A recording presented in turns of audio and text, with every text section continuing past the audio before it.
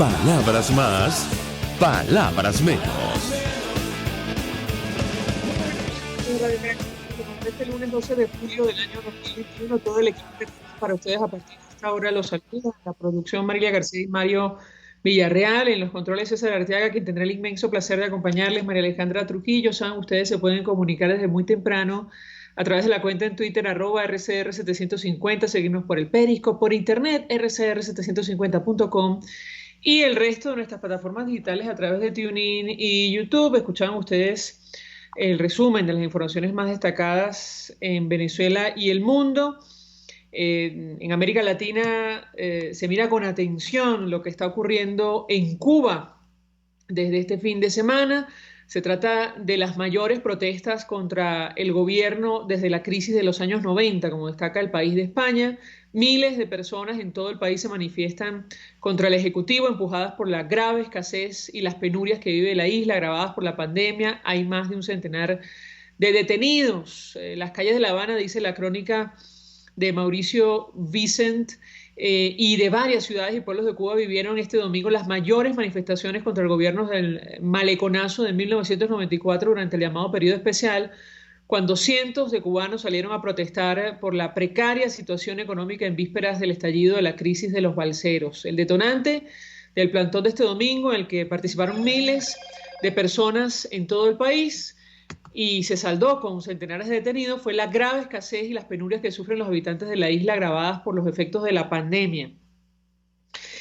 Inusuales gritos de libertad y abajo la dictadura se pudieron escuchar en La Habana Vieja y otros lugares de Cuba, amplificados por las redes sociales que en los últimos meses han sacudido el panorama político de la isla, y esto tiene evidentemente un impacto directo sobre nuestro país. Veíamos ayer en redes sociales toda clase de reacciones, tomando en consideración, bueno, la influencia política que tiene la isla, parece mentira esa isla, sobre una nación como Venezuela. Y desde la Alternativa Democrática, incluyendo el presidente encargado, el presidente de la Asamblea Nacional, expresaban su solidaridad con el pueblo cubano. El deseo de cambio, decía Juan Guaidó, libertad y la exigencia de derechos fundamentales son fuerzas incontenibles. Desde Venezuela reiteramos nuestro respaldo a todo el movimiento pro democracia en Cuba. Nos une la lucha por vernos libres y democráticos. Hay preocupación, evidentemente, por la violación evidente de derechos humanos en ese país, en la isla de Cuba. Reconocemos, decía Luis Almagro de la OEA, el legítimo reclamo de la sociedad cubana por medicinas, alimentos y libertades fundamentales. Condenamos al régimen dictatorial cubano por llamar a civiles a reprimir y a la confrontación contra quienes ejercen su derecho de protesta, y francamente sí, era preocupante, por decirlo menos, la declaración de Miguel Díaz-Canel llamando a los ciudadanos a la calle a combatir las protestas. Bueno, sencillamente por derechos fundamentales, no solo alimentos y medicinas, sino también por libertad. Habrá que ver cómo termina este movimiento. Veíamos ayer algunas declaraciones de congresistas y senadores en los Estados Unidos expresando preocupación justamente por la represión del régimen cubano. En nuestro país, bueno, continúa la discusión sobre otros hechos inéditos, y nos referimos concretamente a la balacera que durante más de 24 horas mantuvo aterrorizada a la ciudad, a Caracas.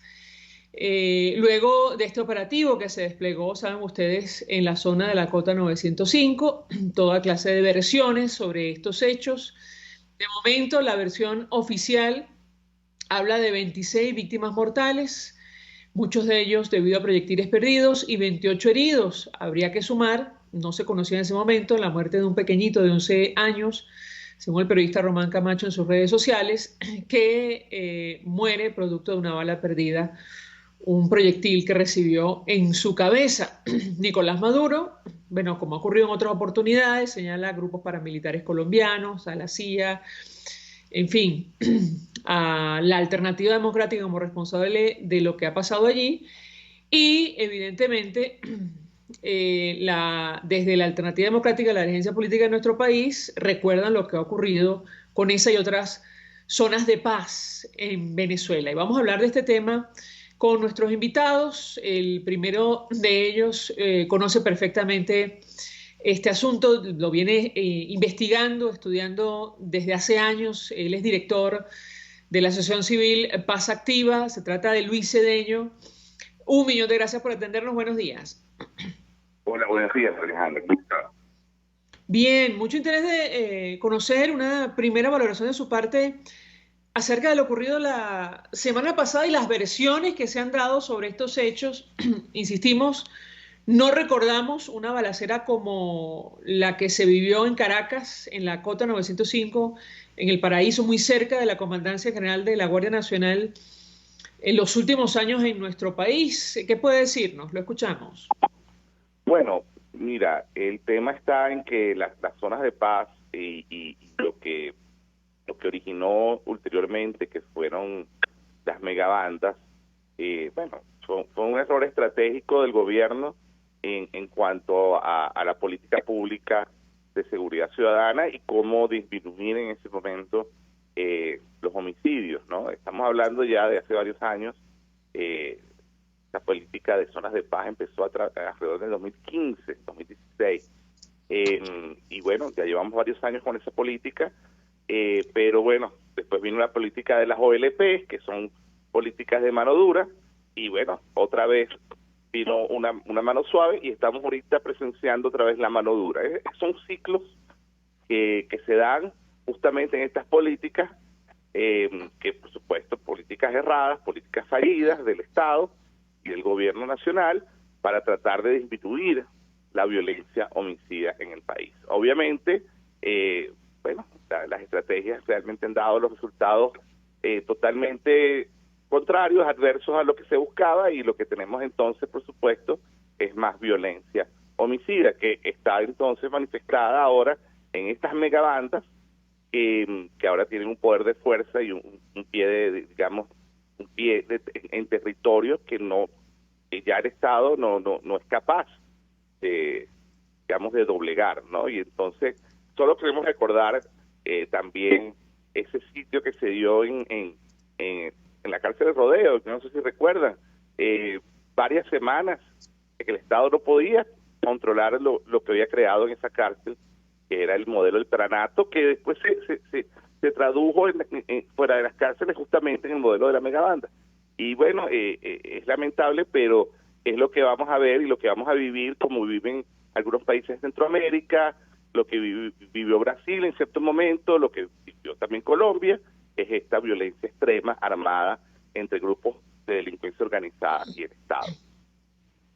Ahora, yo quisiera recordar con nuestro invitado, porque además él conoce perfectamente el tema, lo que fueron estas denominadas zonas de paz, que en la práctica es un eufemismo que reciben estos territorios delimitados por el régimen venezolano, donde los funcionarios policiales no podían ingresar para realizar operativos a cambio de que los delincuentes supuestamente no cometieran crímenes. ¿Qué puede decirnos? Lo escuchamos. Bueno, digamos, esa política en su momento surge porque, viendo las estadísticas, el gobierno reportaba dentro de esos homicidios un gran número de muertes por enfrentamientos entre bandas, ¿no? Eso es una categoría que tienen que tener 6 CPC y que además era una categoría como de pipote de basura, pues. ¿A qué me refiero? Cada vez que moría alguien, no importaba quién fuese con enfrentamiento entre cuerpos policiales o cualquier otro, entonces caía en la categoría, no, ese murió en un enfrentamiento entre bandas. Y así, por supuesto, el gobierno se daba la culpa o generaba o ponía la culpa en otros, ¿no? Como está haciendo otra vez, obviamente, pero ahora más sofisticadamente, hablando de una estrategia internacional de grupos paramilitares que quieren tumbar al gobierno, y por eso están generando esta violencia delincuencial y homicidio, lo cual es realmente un argumento bastante ridículo, porque claramente los autores de esta violencia se manifiestan y dicen quiénes son, no son un grupo, digamos, oculto, y bueno, lo que sucedió entonces es que se les dio esta política de zonas de paz para que hicieran tregua entre las bandas, hicieran tregua y dejaran de matarse entre ellos, ¿no? Porque así bajaríamos esa estadística terrible de muertes por enfrentamiento entre bandas. Ulteriormente, ¿qué sucedió? con el apoyo del mismo gobierno y con el retiro justamente de esos espacios de las fuerzas de seguridad del Estado, les dio por supuesto muchísima cancha a a las bandas para no solamente no entrar en conflicto entre ellas, sino más bien consolidarse entre ellas, ¿verdad? Y formar lo que hoy conocemos como las megabandas, que son que están liderizadas por estos individuos como el Coqui, Will Lacy, y parece que va a ser muy difícil desplazarlos porque llevan muchos años ya como jefes de banda. Lo que no existía antes era lo que llamaban el malandro viejo. ¿Por qué no existía el malandro viejo? Porque no da oportunidad de crecer y vivir lo suficiente para llegar a una edad. Esto sucede ahora, ¿por qué? Porque la megabanda lo permite. La megabanda es una estructura mucho más sofisticada que permite justamente que estos liderazgos se consoliden a través de los años y sean sumamente poderosos. Al final, como te digo, las pequeñas bandas que antes luchaban entre ellos se consolidaron en megabandas y ahora no luchan entre ellos, sino luchan directamente contra las estructuras del Estado. Ahora, llamó la atención de este operativo que se desplegó en las últimas horas, que los principales líderes de estas organizaciones no estaban en el lugar, como quedó en evidencia. Lo que sí se pudo ver es un armamento de gran calibre. Yo le pediría un comentario acerca de este tema. Lo escuchamos. Bueno, mira, muchos de nosotros hemos visto y hemos seguido estos eventos a través de las redes sociales, ¿no? Claramente hay una narrativa, y yo diría una manipulación de qué es lo que, de lo que es lo que se presenta. ¿A qué me refiero? Muchos de nosotros recibimos de repente videos de unos jóvenes aparentemente disparando desde una colina, ¿no? Con armas largas. Y luego vemos unas fotos de varios individuos dados de baja, ¿no? Así como le dicen en el argot, ¿no? Que son individuos que han sido muertos por armas de fuego y vimos las gráficas de esos individuos con los agujeros, ¿verdad? Y con, digamos, esas identificaciones que dicen FAE. Entonces uno hace la conexión directa que dice, bueno, claro, esos jóvenes que yo vi disparando en esa colina son los mismos jóvenes que están mostrando ahorita dados de baja, lo cual no tiene ninguna correlación. A lo que me refiero es que lamentablemente en estos operativos de mano dura, sí, mueren muchas personas, pero dentro de esas personas mueren muchas personas que muchas veces no tienen ninguna relación con los hechos, ¿no? Sino que hay que presentar de alguna manera resultados. Y de esos resultados, por supuesto, tiene que ser, no son aprendidos, no son personas en aprehensión. Lamentablemente presentan una cantidad de personas dadas de baja, muertos, lo cual es muy lamentable, ¿no? Y no sabemos realmente si esos muertos son productos justamente de ese enfrentamiento entre bandas o que si esos muertos realmente pertenecen a estas bandas. Eso es lo que no sabemos, ¿no? Por eso es que obviamente no pueden presentar a los jefes de banda, no pueden alegar que esos jóvenes son de las bandas. Y entonces ahí es donde surge un problema grave que entonces salen, por supuesto, las madres de estos jóvenes, es decir, ese muchacho era un muchacho de bien, no era de la banda, y entonces, ¿quién les cree? ¿Es una violación de derechos humanos o no? ¿Hubo abuso de autoridad? Esto en el clima, María Alejandra, que quiero decir a todos, en un clima mundial donde se cuestiona a la policía por sus métodos, por su violencia, ¿no? En países desarrollados. Aquí en Venezuela, claramente, se hace este tipo de la violencia, digamos, la fuerza policial en su extrema manifestación se da de forma muy natural en un país que, debo recordar, no existe la pena de muerte. Se hace y se ejecuta extrajudicialmente a jóvenes venezolanos de esta manera, y no sabemos si realmente son parte de una banda o no lo son, pero por supuesto satisface la ansiedad y la opinión pública en ver estas imágenes en las redes. Si me permite, Luis Cedeño, tengo que hacer una pausa para la policía, le ruego que permanezca unos minutos más. Sí. Ustedes en el 2016, hace 5 años, se dice fácil, publicaron un informe allí advertían que es evidente la consolidación de las denominadas megabandas, grupos de delincuencia organizada, que se erigen como una amenaza real a la estabilidad política y social de nuestro país. Yo le pediría un comentario acerca de lo que podemos esperar luego de este operativo, porque lejos de la disolución de estos grupos criminales, lo que vemos es una expansión, incluso una internacionalización, como ocurre, por ejemplo, con el denominado Tren de Aragua. Le ruego permanezca unos minutos más. Al regreso le doy la palabra para contestar. Ya venimos. Usted escucha Palabras Más, Palabras Menos en RCR 750 AM. Puedes seguirnos en nuestras redes sociales. En Twitter, @RCR750, la radio que se ve. Mensaje del ingeniero José Peraza, tesorero del FONPRES CIB. Estimado colega ingeniero, arquitecto y profesional afín, el Colegio de Ingenieros de Venezuela y el Fondo de Previsión Social, preocupado por la salud de tu familia, ha diseñado un sistema de salud integral que coloca a tu disposición y que contiene asistencia primaria de salud, ambulancia, hospitalización, cirugía, oftalmología, dermatología, fisioterapia, psicología, odontología, farmacia y funerario. Para mayor información, visítanos a nuestros portales cib.net.be, fonprescib.net.be, Colegio de Ingenieros de Venezuela, construyendo futuro.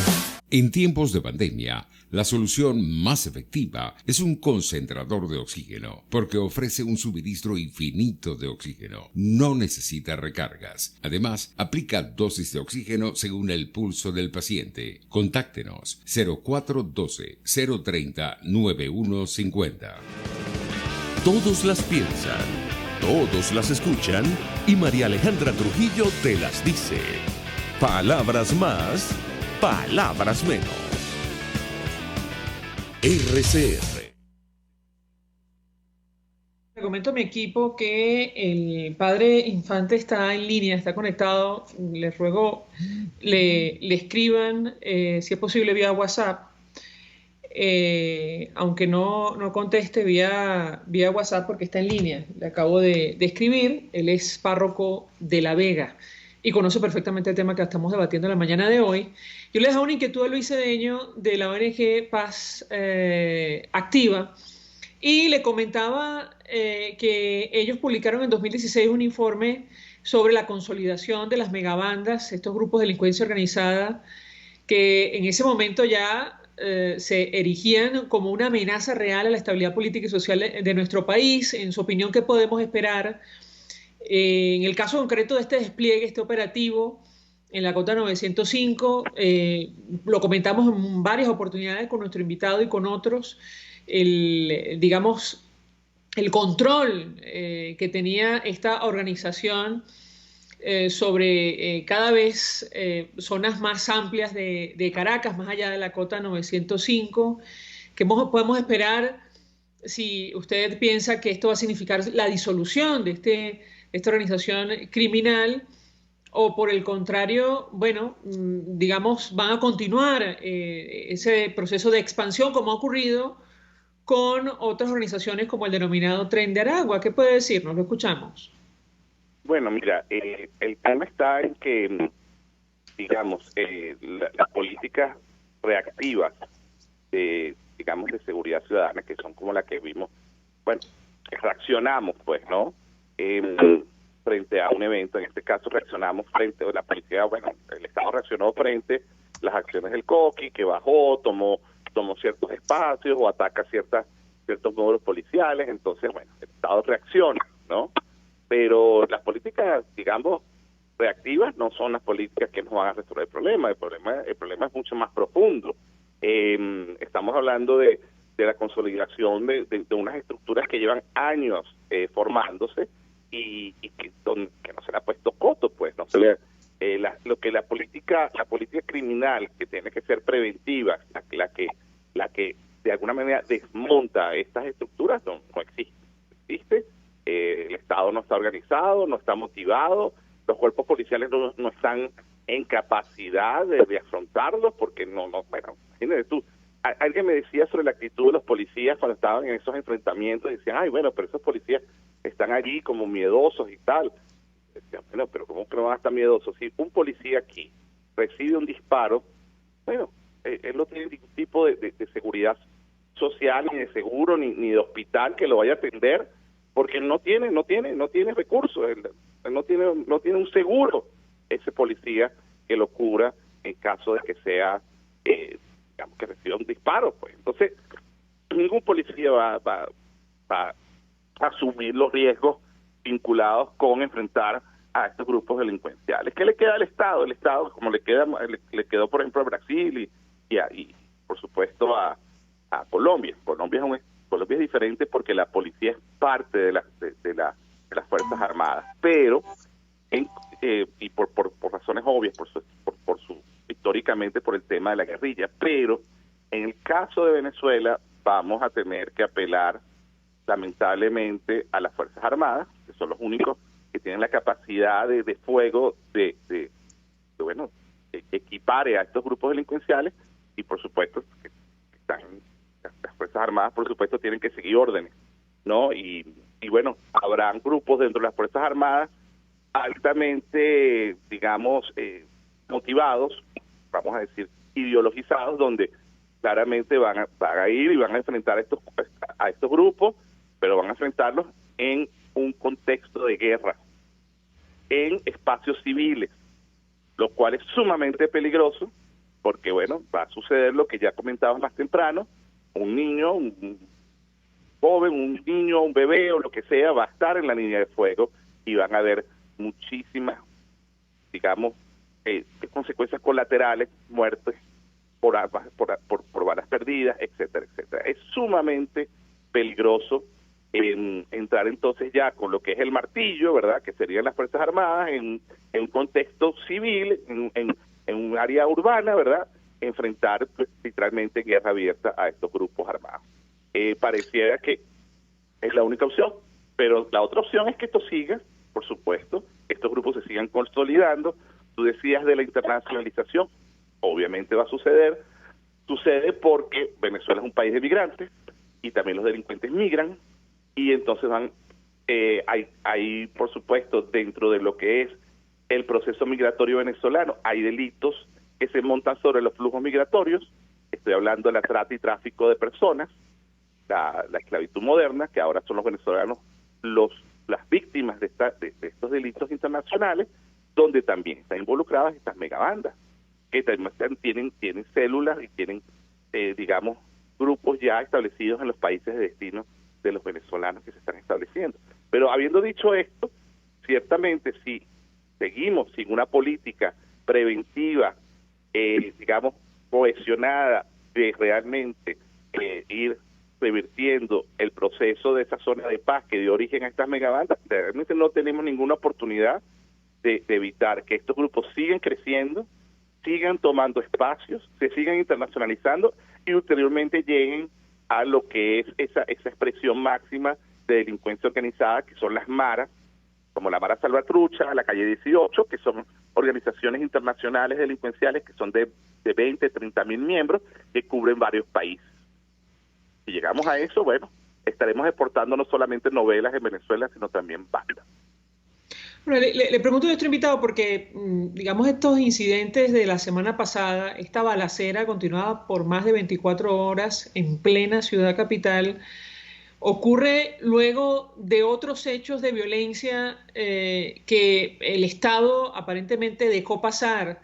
Y yo le pediría un comentario al respecto porque desde hace bastante tiempo se venía advirtiendo sobre la actividad de estos grupos en una zona cada vez más amplia del Paraíso, de estos sectores cercanos a, insisto, la Comandancia General de la Guardia Nacional, y no, digamos, hubo ninguna acción de los cuerpos de seguridad para impedir que esto siguiera ocurriendo. Yo le pediría un comentario al respecto, porque obviamente llama la atención otra vez esto de responsabilizar a supuestas fuerzas extranjeras de estos hechos cuando las autoridades internamente no hicieron nada para evitarlo. ¿Qué puede decirnos? Lo escuchamos.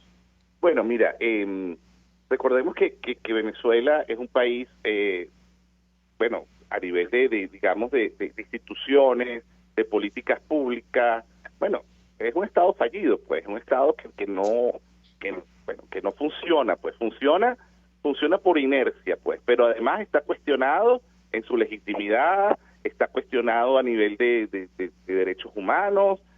Bueno, es un país muy cuestionado internacionalmente y, por supuesto, el gobierno, en este caso, bueno, mira, quiere evitar mayores cuestionamientos. Enfrentar este tipo de grupos con mano dura, lo que significa violaciones de derechos humanos, escrutinio a nivel internacional, etcétera, etcétera, no es lo que el gobierno quiere ahora.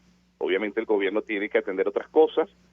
Además, el hecho de que el gobierno intervenga en estas zonas solo lo puede hacer puntualmente, reactivamente. No tienen la capacidad institucional de llegar a estos sectores con todo lo que se necesita para no solamente desplazar a estos grupos delincuenciales, sino llegar, ¿verdad?, con las instituciones del Estado y sustituir de alguna manera los vacíos que va a dejar la banda, porque la banda se desarrolla y crece porque el Estado deja espacios vacíos, ¿ok? Willacy en Petare, ¿verdad?, no controla José Félix 3, 4, 5, 6, 7, 8. Estoy hablando de zonas que viven más de 200.000, 300.000 personas, ¿ok? Y estas personas controlan todo ese territorio. No solamente lo controlan a nivel de lo que es la administración o el monopolio de la violencia, sino que también lo controla dando algún tipo de beneficio, distribuyendo comida, quizás hasta lleva vacunas allá, ¿verdad? Y vacuna gente. O sea, hace una cantidad de tareas que son del Estado, que el Estado, por supuesto, no las hace porque no tiene ninguna capacidad de proveer esos beneficios sociales en los sectores populares. Entonces, bueno, ¿qué sucede? Que posteriormente al gobierno no le interesa, es que no le interesa, es que no puede, no tiene la capacidad de llegar a esos sectores, ¿verdad?, y establecer un pie de tierra ahí, una autoridad, ¿verdad?, porque no tiene la capacidad institucional, no tienen los recursos, no tienen nada de eso. Lo único que tienen son, bueno, algunos cuerpos de seguridad del Estado que responden a ellos, no todos. Bueno, todo el mundo se va a arriesgar en ese tema, algunos ideologizados, fanatizados, que entran. En muchos casos ya sabemos que algunos cuerpos de seguridad de Estado tienen grupos élite, que son realmente grupos de exterminio, y bueno, son los únicos que pueden llegar a hacer algo y salir, porque no se pueden quedar. Entonces, ahí está el gran problema y el meollo del asunto, es que no va a haber este gobierno no va a tener capacidad de enfrentar a las megabandas porque no tiene legitimidad, porque no tiene autoritas, ¿no? Autoritas es el reconocimiento de la mayoría del pueblo como Estado, pues, como ente que puede resolver las cosas, y bueno, lamentablemente es la situación que tenemos. No hay esperanza en estos momentos con este régimen de tener una política pública de seguridad que permita ir disminuyendo este fenómeno y ulteriormente controlándolo para que no siga en franca expansión y que no siga, por supuesto, generando estos patrones de violencia que ya tienen en zozobra, no solamente a Caracas, sino a las grandes urbes del país. Tenemos que hacer una breve pausa, pero policía, de regreso le preguntaría a nuestro invitado qué hacer. Es decir, en caso de que ocurriera un cambio en nuestro país para hacer frente a esta situación, a Medellín, a la ciudad de Medellín, donde funcionaba el cartel de Medellín, le costó muchos años pacificar la ciudad. ¿Qué hacer en el caso concreto de nuestro país? Insisto, si operara un cambio. Le ruego permanezca unos minutos más. Regreso, si me permite, le doy la palabra para contestar. Ya venimos. Estás escuchando Palabras Más, Palabras Menos, por RCR 750 AM.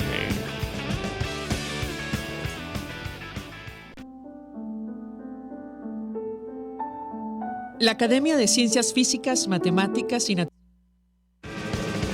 Información, opinión, contraste.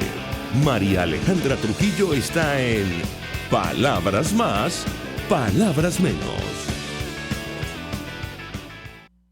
Digo, palabras más, palabras menos, hablando acerca de la seguridad de nuestro país, tomando como punto de partida este hecho inédito, la balacera que durante más de 24 horas aterrorizó a los habitantes de Caracas en las zonas aledañas a la Cota 905. Nos acompaña Luis Cedeño, director de Paz Activa. Yo le dejaba una inquietud: ¿qué hacer? ¿Cómo afrontar una situación de esta naturaleza si operara un cambio en Venezuela para hacer frente a una situación de violencia que a veces luce desbordada? Lo escuchamos.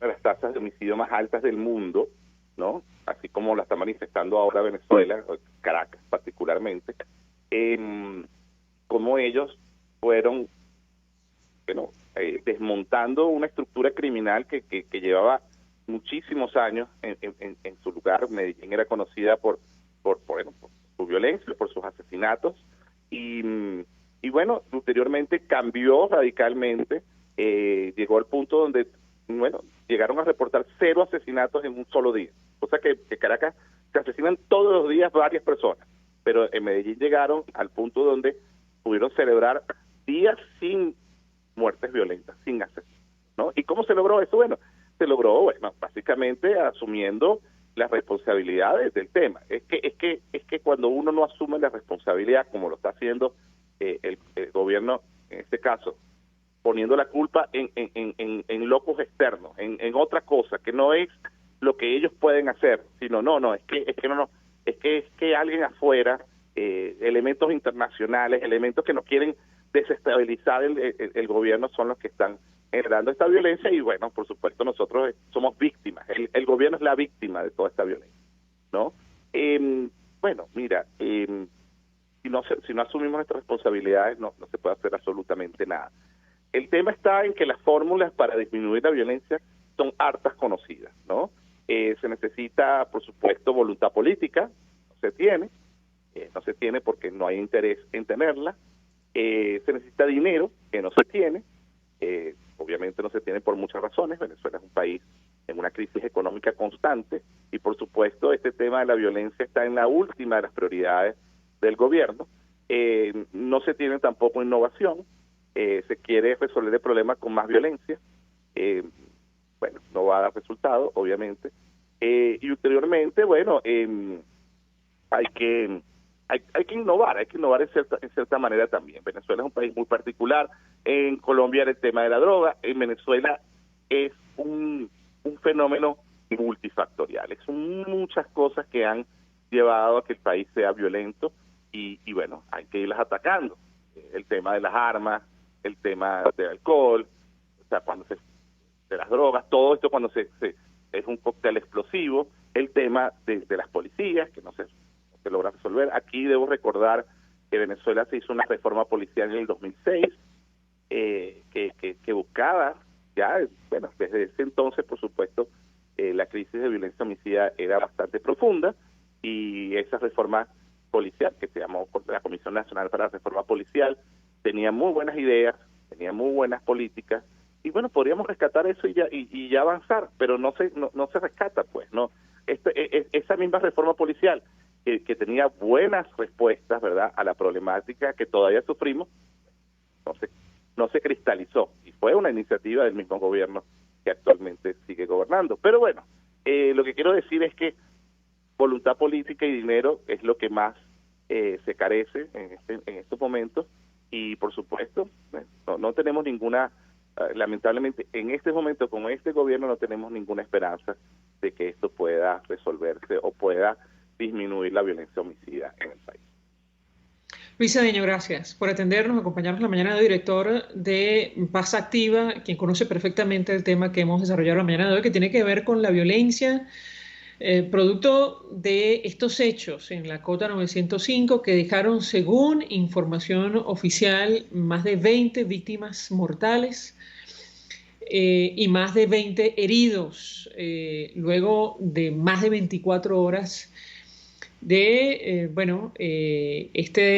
esta acción de los cuerpos, de los grupos delincuenciales que funcionaban en la Cota 905 en Caracas. Nosotros nos despedimos y lo hacemos a nombre de Jaime Estares, de la Dirección General de la Estación, en la gerencia de producción Willy Charcaya, en la producción Marilia García y Mario Villarreal, en los controles César Arteaga, quien tuve el placer de acompañarles, María Alejandra Trujillo. RCR presentó Palabras Más, Palabras Menos. RCR 750 AM.